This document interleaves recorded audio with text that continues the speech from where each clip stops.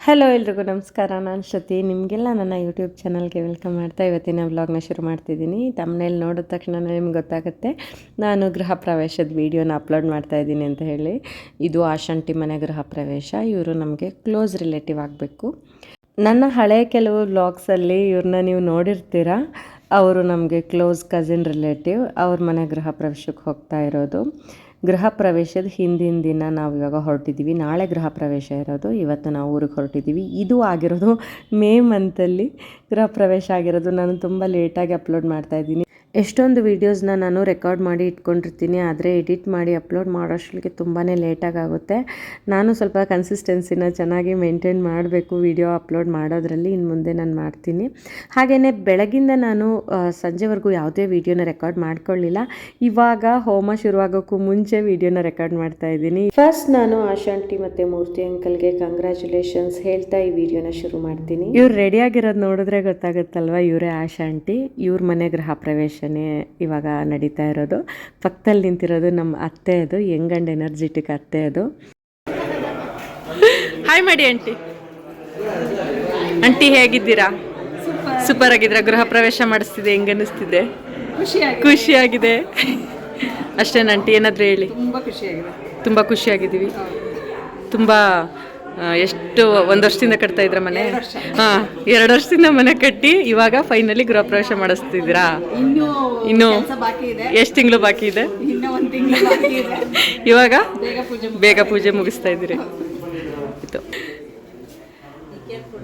ಎಲ್ಲರೂ ಹಾಯ್ ಮಾಡಿ. ಅತ್ತೆ ಹಾಯ್ ಮಾಡಿ ಅತ್ತೆ. ಹಾಂ, ಇವ್ರೇನಾಗಬೇಕು? ಆಶಾಂಟಿ ಅವರಕ್ಕ. ಇದು ನಮ್ಮತ್ತೆ. ಇದು ಆಶಾಂಟಿ ಫ್ರೆಂಡ್. ಇದು ಆಶಾಂಟಿ ದೊಡ್ಡತ್ತೆ, ಅಕ್ಕ.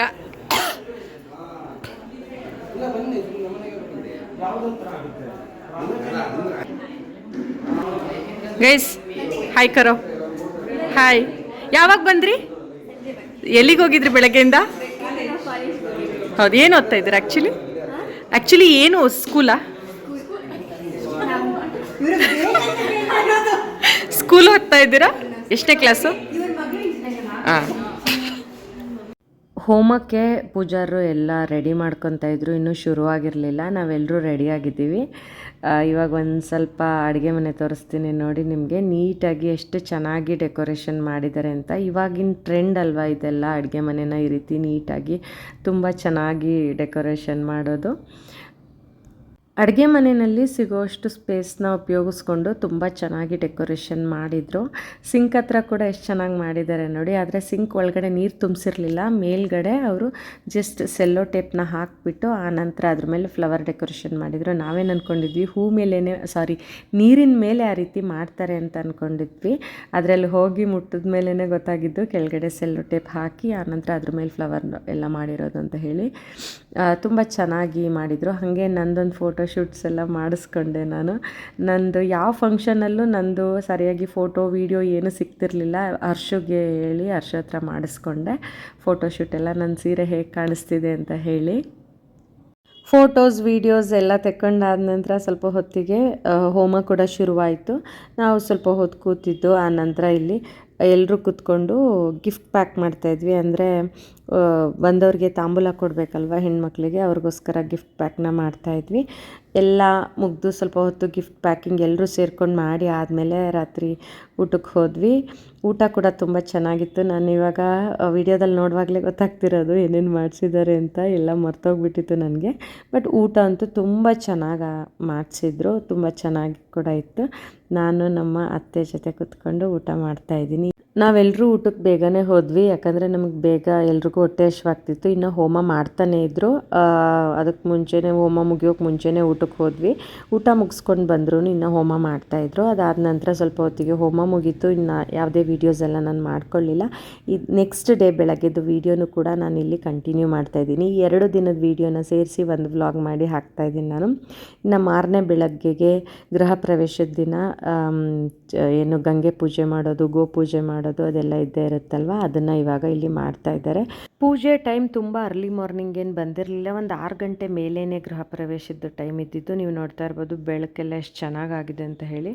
ಮತ್ತು ಇವಾಗ ಬೇಸಿಗೆ ಆಗಿರೋದ್ರಿಂದ ಬೆಳಕು ಇನ್ನೂ ಬೇಗನೆ ಆಗ್ತಿತ್ತು.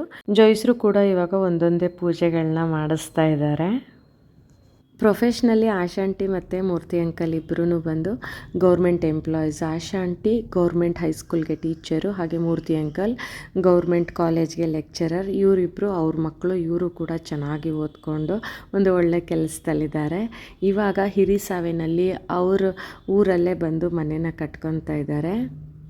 ನಮ್ಮ ಯಜಮಾನ್ರಿಗೆ ಮತ್ತು ನನಗೆ ಮೂರ್ತಿ ಅಂಕಲ್ ಆಶಾಂಟಿನ ಕಂಡ್ರೆ ಸ್ವಲ್ಪ ಪ್ರೀತಿ ಗೌರವ ಜಾಸ್ತಿನೇ ಇದೆ. ಯಾಕಂದರೆ ನಮ್ಮ ಮನೆಯವ್ರು ಹೈಸ್ಕೂಲ್ ಓದುವಾಗ ಇವ್ರ ಊರಲ್ಲೇ ಇದ್ದಿದ್ದಂತೆ, ಅಂದರೆ ಮೂರ್ತಿ ಅಂಕಲ್ ಮನೆಯಲ್ಲಿ ಇದ್ದಿದ್ದಂತೆ. ಆವಾಗ ಆಂಟಿ ಅಂಕಲ್ ಇಬ್ಬರೂ ನಮ್ಮ ಮನೆಯವ್ರನ್ನ ತುಂಬ ಚೆನ್ನಾಗಿ ನೋಡ್ಕೊಂಡಿದ್ದಾರೆ. ಅದಕ್ಕೋಸ್ಕರ ಆ ಕೃತಜ್ಞತೆ ಭಾವ ನನಗೂ ಕೂಡ ಇದೆ, ನಮ್ಮ ಮನೆಯವ್ರಿಗೂ ಯಾವಾಗಲೂ ಇದ್ದಿದ್ದೇ ಇರುತ್ತೆ. ನೋಡಿ, ಇನ್ನೊಂದು ಎಲ್ಲ ಗೃಹ ಪ್ರವೇಶಗಳು ಮಾಡಿಸ್ತೀರಿ, ನೀವು ಹಸುನ ತಂದು ಪೂಜೆ ಮಾಡೋದು ಅಷ್ಟೇ ಸುರಕ್ಷಿತವಾಗಿ ಕಳಿಸ್ಬೇಕು. ಅದು ಹೇಳ್ಕೊಂಡು ಒಳಗಡೆ ಪ್ರವೇಶ ಮಾಡಬೇಕು. ಇದನ್ನ ಬಲವಂತವಾಗಿ ಎತ್ತಿ ಮಾಡಕದ ಬಲವಂತ ಇದನ್ನ ಜೋಪಾನವಾಗಿ ಕಳಿಸ್ಕೊಟ್ರೆ ಅದು ನಿಮಗೆ ಪುಣ್ಯ. ಈಗ ನಿಮಗೆ ಅವ್ರು ಜೋಯಿಸ್ರು ಹೇಳಿದ್ದು ಕೇಳಿಸ್ತು ಅಂತ ಅನ್ಕೊತೀನಿ.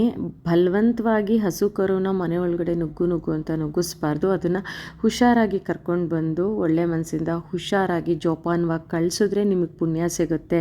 ನಮ್ಮ ಇಚ್ಛೆಯಂತೆ ಬಲವಂತವಾಗಿ ಕರ್ಕೊಂಡು ಹೋಗಬಾರ್ದು ಅನ್ನೋದನ್ನು ಅವ್ರು ಹೇಳ್ತಾಯಿದ್ರು. ಇವಾಗ ಗಂಗೆ ಪೂಜೆ ಎಲ್ಲ ಆಗಿ ಮೇಲ್ಗಡೆಗೆ ಗಂಗೆ ಎಲ್ಲ ತೊಗೊಂಡು ಬಂದು ಹೊಸಲು ಪೂಜೆನ ಇವಾಗ ಮಾಡ್ತಾಯಿದ್ದಾರೆ. ಪೂಜೆ ಮಾಡುವಾಗ ಮಧ್ಯ ಜೋಯಿಸರು ಒಳ್ಳೆ ವಿಚಾರಗಳನ್ನ ಹೇಳ್ತಾಯಿದ್ರು. ಅದನ್ನು ನಾನು ನಿಮಗೆ ತಿಳಿಸೋ ಪ್ರಯತ್ನ ಮಾಡ್ತಾಯಿದ್ದೀನಿ ಅಷ್ಟೇ. ನೆಕ್ಸ್ಟ್ ಇವಾಗ ಜೋಯಿಸರು ಒಂದು ಒಳ್ಳೆ ವಿಚಾರನ ಹೇಳ್ತಾರೆ, ಅದನ್ನು ಕೇಳಿಸ್ಕೊಳ್ಳೋಣ. ಮತ್ತೊಂದು ಸೂಕ್ಷ್ಮತೆ ಎಲ್ಲ ತಿಳ್ಕೊಳ್ಬೇಕು. ಧಾನ್ಯ ಲಕ್ಷ್ಮಿ, ಧನಲಕ್ಷ್ಮಿ ಇವನ್ನೆಲ್ಲ ಪೂಜೆ ಮಾಡಿ ಈಗ ಹೇಗೆ ಕಲಶ ಹೊತ್ಕೊಂಡು ಬಂದರೋ ಆ ರೀತಿಯಲ್ಲಿ ತುಂಬಿದ ಒಂದು ಪವಿತ್ರವಾದ ಲಕ್ಷ್ಮೀ ಸ್ವರೂಪವನ್ನ ಧನಧಾನ್ಯಾದಿ ಸಮೃದ್ಧಿಯ ಪೂರಕವಾಗಿರ್ತಕ್ಕಂಥ ಪಂಚಲೋಹ ನವರತ್ನ ಇವುಗಳನ್ನೆಲ್ಲ ಪೂಜೆ ಮಾಡಿದ್ಮೇಲೆ ಅದನ್ನು ಶ್ರದ್ಧೆಯಿಂದ ತಲೆ ಮೇಲೆ ಹೊತ್ತಿ ಶಿರಸ ವಹಿಸಿ ತಗೊಂಡು ಹೋಗ್ಬೇಕೆ ಹೊರತು ಕಾಲಲ್ಲಿ ಹೊತ್ಕೊಂಡು ಹೋಗೋದಲ್ಲ. ಗುಟ್ಟನ್ನ ರಟ್ಟು ಮಾಡಬೇಡ ಕಣಮ್ಮ. ಎಲ್ಲವನ್ನು ಮನೆಯಲ್ಲೇ ನೀನು ಸೌಖ್ಯವಾಗಿ ಎಲ್ಲವನ್ನು ಕಾಪಾಡಿಕೊಂಡು ಸುಖ ಸಮೃದ್ಧಿಯನ್ನ ಸಿದ್ಧಿ ಮಾಡಬೇಕು ಅಂತ ಸೊಸೆನ ಮನೆ ತುಂಬಿಸ್ಕೊಡುವಾಗ ಅದು ಇವತ್ತು ಪೂಜೆ ಮಾಡಿ ಕೈ ತುಂಬ ಹಿಡ್ಕೊಂಡು ಹೋಗ್ಬೇಕು. ಯಾರೋ ಒದಿಸ್ತಾರೆ ಎಲ್ಲೋ ವಿಡಿಯೋದಲ್ಲಿ ಅದು ಇದು ಮಾಡಿ ಏನೇನೋ ಹುಚ್ಚು ಬಡಿಸ್ಬಿಟ್ಟಿವೆ. ಈಗ ಅವೆಲ್ಲ ತಪ್ಪನ್ನ ತಿದ್ಕೊಂಡು ಹೋಗೋಣ. ಈಗ ಮಂಗಳಾರತಿ ನಮಸ್ಕಾರ ಮಾಡ್ಕೊಳ್ಳಿ. ಎಷ್ಟೋ ಕೆಲವೊಂದು ವಿಚಾರಗಳು ನಮಗೂ ಕೂಡ ಗೊತ್ತಿರಲ್ಲ. ನಮಗೇನು ಗೊತ್ತಿರುತ್ತೆ ಅಂದರೆ ಲಕ್ಷ್ಮಿಯರು ಬಲಗಾಲಲ್ಲಿ ಸೇರುವುದು ಒಳಗಡೆಗೆ ಹೋದರೆ ತುಂಬ ಒಳ್ಳೆಯದು ಅಂತ ನಾವು ತಿಳ್ಕೊಂಡಿರ್ತೀವಿ. ಆದರೆ ಜೋಯಿಸ್ರು ಹೇಳ್ದಾಗ್ಲೇ ಗೊತ್ತಾಗಿರೋದು ಯಾವಾಗ ಸೇರನ್ನ ಕೈ ತುಂಬ ಇಟ್ಕೊಂಡು ಹೋಗಬೇಕು, ಯಾವಾಗ ಕಾಲಲ್ಲಿ ಬಲಗಾಲಲ್ಲಿ ಒದ್ದು ಒಳಗಡೆಗೆ ಹೋಗಬೇಕು ಅಂತ ಅವ್ರು ಹೇಳಿದಾಗ ಎಷ್ಟು ವಿಚಾರಗಳು ನಮಗೆ ತಿಳ್ಕೊತ ಹೋದ್ವಿ ಅಲ್ಲ. ನಿಮ್ಮಲ್ಲೂ ಕೆಲವ್ರಿಗೆ ನಂತರನೇ ಎಷ್ಟೋ ವಿಚಾರಗಳ ಬಗ್ಗೆ ಗೊಂದಲ ಇರುತ್ತೆ. ನನಗೂ ಕೂಡ ಎಷ್ಟೋ ಈ ರೀತಿ ಗೊಂದಲಗಳಿದ್ದು, ಕೆಲವು ಗೃಹ ಪ್ರವೇಶಗಳಲ್ಲಿ ನಾನು ನೋಡಿರೋದು ಸೇರನ್ನ ಒದ್ದು ಬರುವಂಥದ್ದು. ಆದರೆ ಇಲ್ಲಿ ಫಸ್ಟ್ ಟೈಮ್ ನಾನು ನೋಡ್ತಿರೋದು ಸೇರನ್ನ ನಮಸ್ಕಾರ ಮಾಡಿ ಕೈ ತುಂಬ ಹಿಡ್ಕೊಂಡು ಹೋಗ್ತಾ ಇರೋದು. ಯಾಕೆ ಅಂತ ಜೋಯಿಸರು ನಮಗೆ ತುಂಬ ಚೆನ್ನಾಗಿ ಹೇಳಿದ್ರು. ಅದಕ್ಕೋಸ್ಕರ ಗೊತ್ತಿಲ್ಲದೆ ಇರೋ ವಿಚಾರನ ಗೊತ್ತು ಮಾಡ್ಕೊಳ್ಳೋದ್ರಲ್ಲಿ ಅಂದರೆ ತಿಳ್ಕೊಳ್ಳೋದ್ರಲ್ಲಿ ಯಾವುದೇ ತಪ್ಪಿಲ್ಲ ಅಂತ ನನಗನ್ನಿಸ್ತು. ಕೆಲವ್ರಿಗೆ ಇದು ಆಲ್ರೆಡಿ ಗೊತ್ತಿರ್ಬೋದು, ಬಟ್ ನನಗೆ ಗೊತ್ತಿರಲಿಲ್ಲ. ನಂತರನೇ ಇರೋ ಎಷ್ಟೋ ಜನಕ್ಕೆ ಗೊತ್ತಿಲ್ಲದೆ ಇರೋರಿಗೆ ಗೊತ್ತಾಗಲಿ ಅನ್ನೋ ಕಾರಣಕ್ಕೆ ನಾನು ಈ ವಿಡಿಯೋನ ನಿಮ್ಮ ಜೊತೆ ಶೇರ್ ಮಾಡಿಕೊಂಡೆ. ಗೃಹ ಪ್ರವೇಶ ಆದ ನಂತರ ನೆಕ್ಸ್ಟ್ ಮಾಡೋವಂತಹ ಪೂಜೆನೇ ಆಲೋಗ್ಸೋಂಥ ಶಾಸ್ತ್ರ. ಇವಾಗ ಗೃಹ ಪ್ರವೇಶದ ಪೂಜೆ ಎಲ್ಲ ಆಯಿತು. ಇವಾಗ ಎಲ್ಲರೂ ಗೃಹ ಪ್ರವೇಶ ಮಾಡಿ ಆಯಿತು. ನೆಕ್ಸ್ಟ್ ಇವಾಗ ಅಡುಗೆ ಮನೆಗೆ ಹೋಗಿ ಆಲೋಗ್ಸೋದೇ. ಪೂಜೆ ಮಾಡೋಕ್ಕೂ ಮುಂಚೆ ನಾವು ಏನು ಗ್ಯಾಸ್ ಮೇಲೆ ಹಾಲುಗಿಸ್ತೀವಿ ಅದಕ್ಕೆಲ್ಲ ಫಸ್ಟ್ ಪೂಜೆ ಮಾಡಿ ಆನಂತರ ಇವಾಗ ಹಾಲುಗ್ಸೋ ಶಾಸ್ತ್ರನ ಮಾಡ್ತಾಯಿದ್ದಾರೆ. ಕರೆಕ್ಟಾಗಿ ಹಾಲು ಹೆಚ್ಚೋವಂಥ ಟೈಮಲ್ಲಿ ಮಾಡಿರೋಂತಹ ವಿಡಿಯೋ ನನ್ನ ಫೋನಲ್ಲಿ ಎಲ್ಲೋ ಡಿಲೀಟ್ ಆಗಿಬಿಟ್ಟಿದೆ. ಅದು ಇನ್ನೊಂದು ಫೋನಲ್ಲಿ ರೆಕಾರ್ಡ್ ಆಗಿತ್ತು, ಬಟ್ ಆ ವಿಡಿಯೋ ಡಿಲೀಟ್ ಆಯಿತು. ಅದಕ್ಕೋಸ್ಕರ ಅದೊಂದು ಕ್ಲಿಪ್ಪಿಂಗು ನಮಗೆ ಇವಾಗ ಸಿಕ್ಕಿಲ್ಲ. ನನಗೆ ಏನೇನು ಕ್ಲಿಪ್ಪಿಂಗ್ ಸಿಕ್ಕಿದೆ ಅದನ್ನು ಮಾತ್ರ ನಾನಿವಾಗ ನಿಮಗೆ ತೋರಿಸ್ತಾ ಇದ್ದೀನಿ. ಕಷ್ಟಪಟ್ಟು ದುಡ್ದು ಮನೆ ಕಟ್ಟಿ ಗೃಹ ಪ್ರವೇಶ ಮಾಡಿ ಹಾಲುಗ್ಸೋವಾಗ ಆಗೋವಂಥ ಸಂತೋಷ ಖುಷಿನೇ ಬೇರೆ. ಇವಾಗ ಅದ್ರ ಪೂಜೆ ಎಲ್ಲ ಆಯಿತು. ನೆಕ್ಸ್ಟ್ ಇವಾಗ ಎಲ್ಲರೂ ಒಂದು ಕಡೆ ಕೂತಿದ್ವಿ. ಇವಾಗ ಇಲ್ಲಿ ಏನು ಡಿಸ್ಕಷನ್ ನಡೀತಿದೆ ಗೊತ್ತಾ? ನಾನು ಡೀಪಾಗಿ ತೋರಿಸ್ತೀನಿ ನೋಡಿ. ಸೀರೆ ಡಿಸ್ಕಷನ್ ನಡೀತಾ ಇರೋದು. ಹೆಣ್ಮಕ್ಳು ನಾವೆಲ್ಲಿ ಬಂದ್ರೂ ಬಿಡೋದಿಲ್ಲ. ಒಡವೆ ಬಗ್ಗೆ ಇಲ್ಲ ಸೀರೆ ಬಗ್ಗೆ ಡಿಸ್ಕಷನ್ ಆಗ್ತಾನೆ ಇರುತ್ತೆ. Thank you. ಒಳ್ಳೆ ಅತ್ತೆ ಪಡೆದಿರೋದಕ್ಕೆ ನಾವೇ ಧನ್ಯರು. ಅಯ್ಯೋ ಒಂಚೂರು ಫೋಟೋ ಅಂದರೆ ಸಾಕು ಹಿಂಗೆ ಅಲ್ಬಿಡ್ತಾರೆ. ಹಾಲುಗ್ಸೋ ಶಾಸ್ತ್ರ ಎಲ್ಲ ಆದಮೇಲೆ ಇನ್ನು ಸತ್ಯನಾರಾಯಣ ಪೂಜೆಗೆ ಸ್ವಲ್ಪ ಟೈಮ್ ಇತ್ತು. ಅಷ್ಟರಲ್ಲಿ ಒಂದು ಫೋಟೋ ವೀಡಿಯೋ ಎಲ್ಲ ತಗೊಳ್ಳೋಣ ಅಂತ ಹೇಳಿ ಆಶಾಂಟಿ ಜೊತೆ ಎಲ್ಲರೂ ಒಂದು ಫೋಟೋನ ತೆಕ್ಕೊತಾ ಇದ್ದೀವಿ. ನೆಕ್ಸ್ಟ್ ಇವಾಗ ಅದೆಲ್ಲ ಫೋಟೋಸ್ ಎಲ್ಲ ಆದಮೇಲೆ ತಿಂಡಿಗೆ ಬಂದಿದ್ದೀವಿ. ತಿಂಡಿ ಬೆಳಗ್ಗೆ ಇಡ್ಲಿ ಚಟ್ನಿ ಮತ್ತು ಇನ್ನೊಂದೇನೋ ಮಾಡಿಸಿದ್ರು, ನಿಜವಾಗ್ಲೂ ನಂಗೆ ಮರ್ತೋಯ್ತು. ಇನ್ನೊಂದೇನೋ ತಿಂದ್ವಿ ಒಟ್ಟು. ನೆಕ್ಸ್ಟ್ ಅಲ್ಲಿಂದ ತಿಂಡಿ ತಿಂದ್ಕೊಂಡು ಹೋಗಿ ಮತ್ತೆ ರೆಡಿಯಾಗಿ ಇವಾಗ ನಾವು ಬಂದಿದ್ದೀವಿ.